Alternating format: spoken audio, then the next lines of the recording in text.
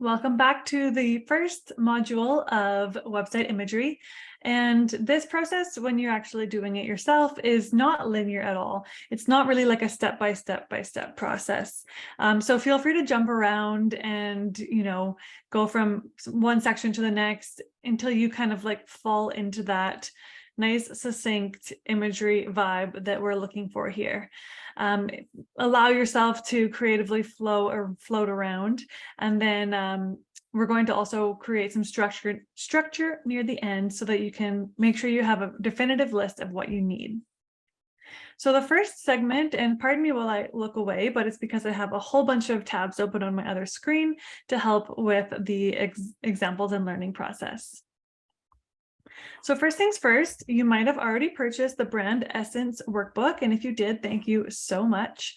We're going to talk about how that is useful for your brand imagery. It's useful for every single part of your website content creation process and for your offerings creation process.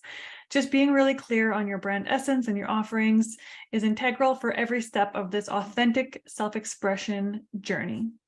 So let me go ahead and share my screen.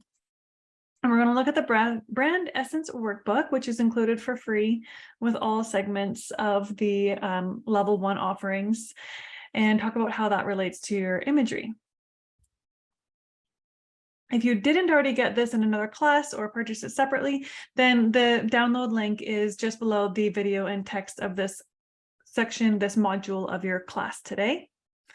And really what we want to dive into again is the energy of your personal brand. It's the energetic essence of what you want to come across like. So if you haven't done this activity yet, pause now and make sure you fill out your whole workbook.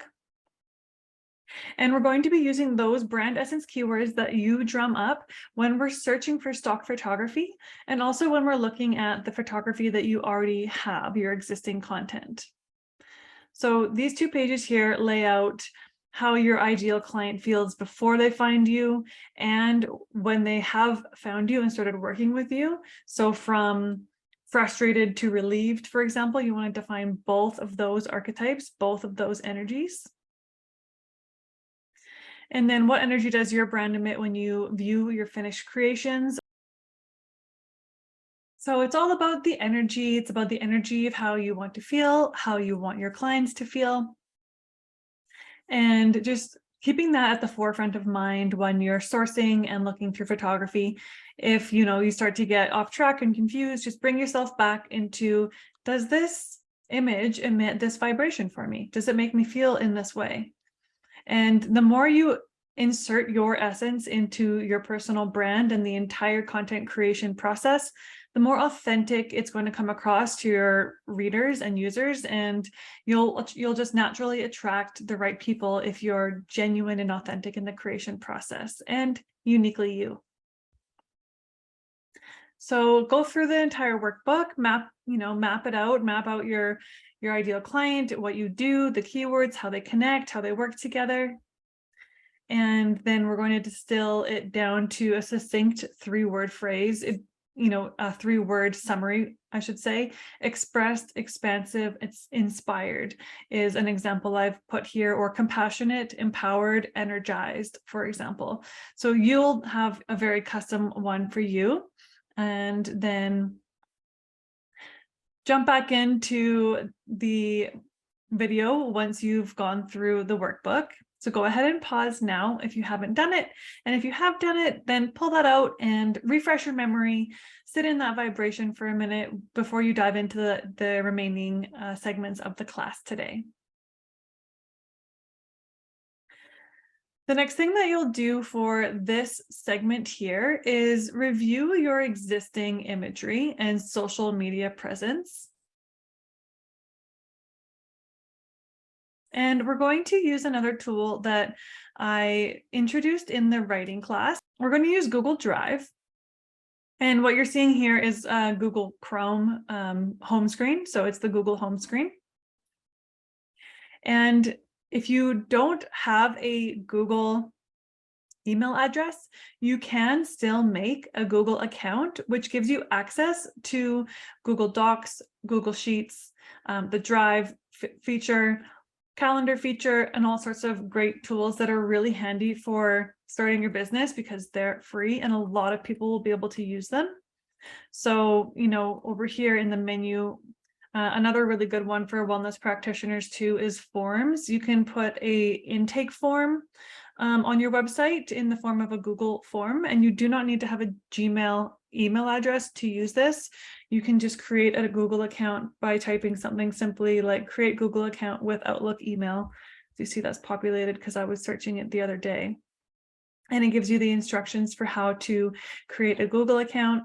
And then you can just go to myaccount.google.com and you have your Google account interface here. So we're going to use the Google Drive feature, which when you when you click on that 9-dot icon in the top right corner, you can see Drive here. And by the way, Docs and Sheets and Forms are all down there. So click on Drive, and that's a cloud storage. Feature. Now, when you're in the Drive, you'll want to create a dedicated place where you're going to keep all of your website imagery. So we're going to go on this plus sign in the top left, new folder, website imagery, and create a new folder there. You might already have Dropbox or Drive set up. This might be really familiar to you. What I'm recommending for your website is to make a new website folder and drag and drop all the photos of your existing photo content that you love that bring about that brand essence energy in you and pop them into a new folder. And make sure you're able to source originals because originals are going to have a really large size, like a pixel dimension, for example. An iPhone photo might be 4,000 pixels wide, whereas a screenshot can be as small as 300 or 400 pixels wide. So, if you must go with screenshots, then at least enlarge on your desktop computer and screenshot the large version. Don't screenshot a phone version and put it in your website folder, but do the homework, do the diligence to try your best to find originals, reach out to people for originals, because that pixel size is really important for how high quality your photos look. If you're putting out, a 400 pixel screenshot on a website, it's going to be blurry and look terrible. So we're going to talk a little bit more about size later, but the important thing is to do your work, do your homework, source the imagery that you love that you already have done, and utilize that, dropping the originals into a new folder. Inside your Google Drive folder, you can make a few more. So originals, also favorites, and then from there, it'll just flow naturally, but you're probably going to pop maybe, hundreds or at least 10s, 50s into this folder, and then sift through that later to choose your favorites. But we want plentiful options to start off with, and then we can always trim down later. It's better to have too many than too few to choose from. That concludes your first module here. Get into your brand essence, get into the energy of what you want to portray on your website, get into the energy of what your client's looking for and how you want them to feel as well. Keep those keywords prominent and handy throughout the sourcing process. And then go through your existing imagery, go through your existing social media presence, go back and look at memories.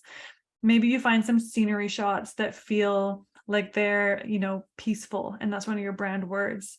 So you can find imagery of landscapes or you doing your work and things like this that are already out there in the world, the work's already done, and pop the originals into a new folder.